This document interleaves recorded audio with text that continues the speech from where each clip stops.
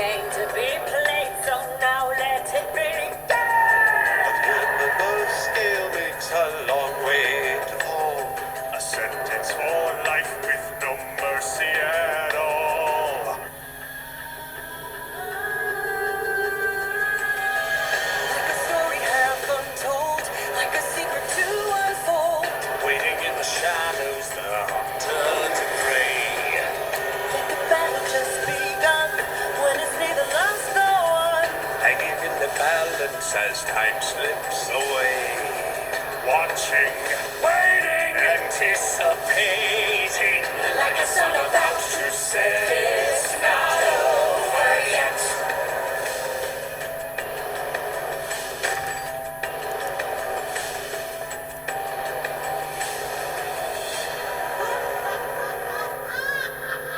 I grow tired of these games.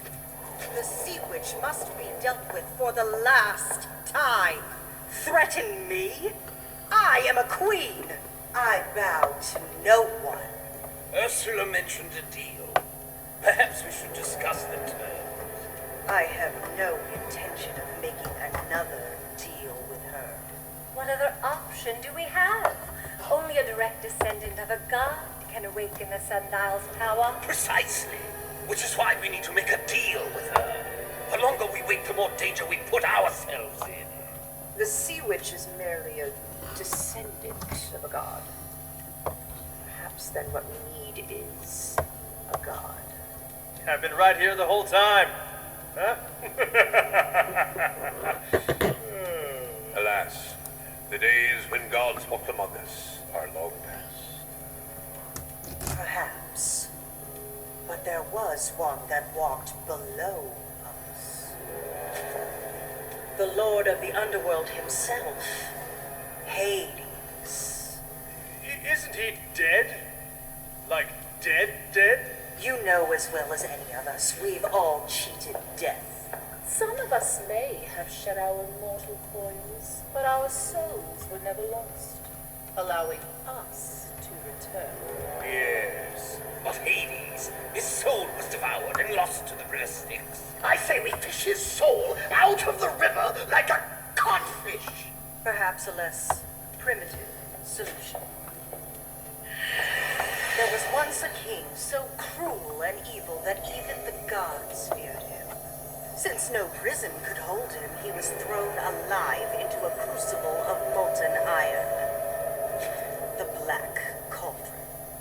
The hunt for ancient relics is exactly what placed us in this precarious situation to begin with.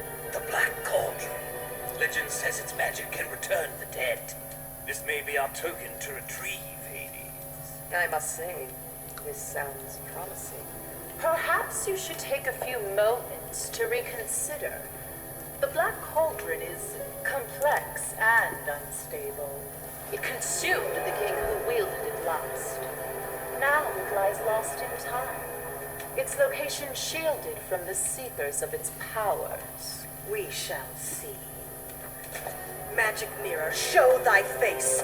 Reveal the cauldron's resting place.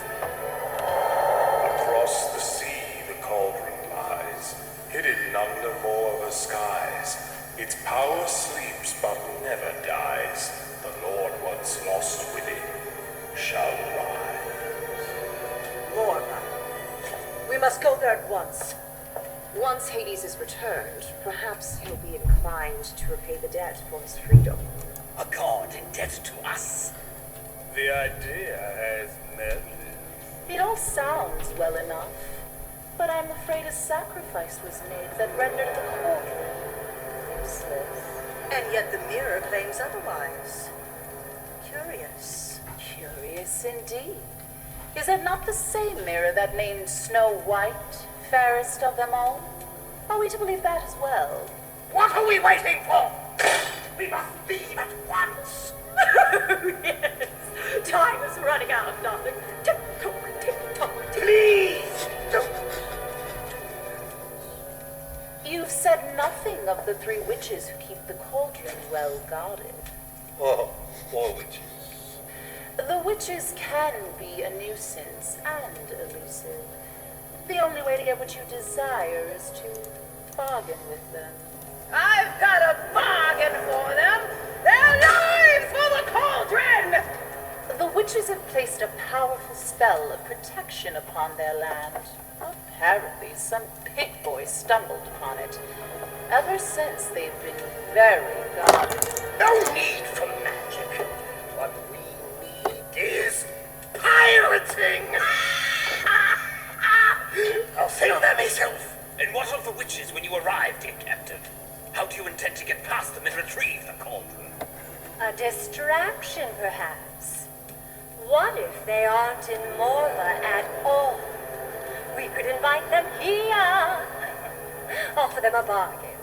We just need to entice them with something they can't resist wanting. The mirror. You'd sacrifice the mirror. Of course not, fool.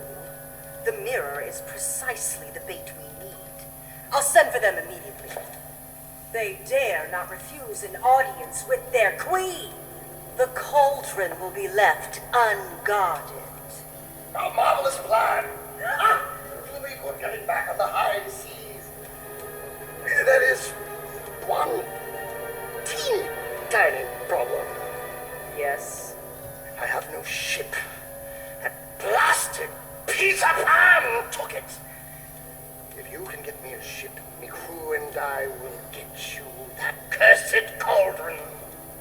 I believe I may have the solution to that particular obstacle. A prince arrived on a magnificent vessel only yesterday. A worthy suit of one of my two daughters. Poor devil.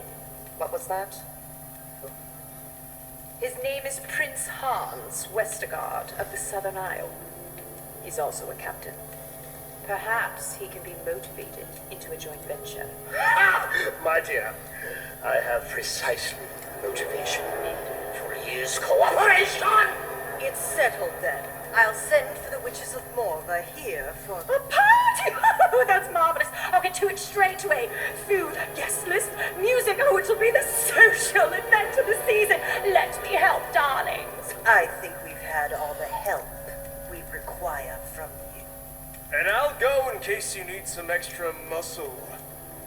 I shall accompany the captain to Morva. I have no intention of leaving our fate in the hands of an imbecile, a crew of pitiful lackeys, or a traitorous furrier. Dee! Darling, you can't be serious. I've simply no time for a cruise, although I absolutely adore them. You get knowledge of our enemies' whereabouts from us for punishable events. Think of it as your penance. You're welcome to stay. I'm sure you'll find the dungeons to your liking. When do we leave, darlings? What of the switch? She has command over wind and sea. There is another wind coming that will sweep away her pride. Like a storm